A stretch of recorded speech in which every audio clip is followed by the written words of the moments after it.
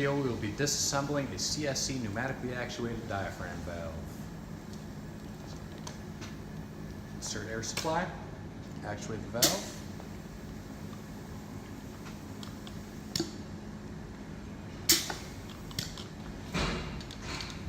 Begin to loosen the screws, bolts.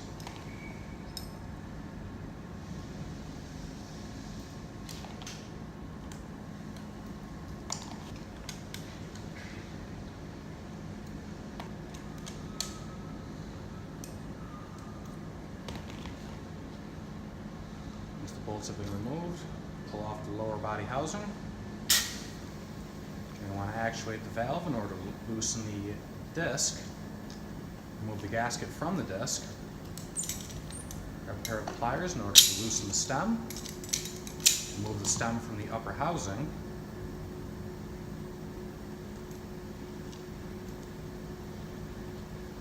And remove the air supply. And that is how you disassemble the lower body of a CSE pneumatic diaphragm valve.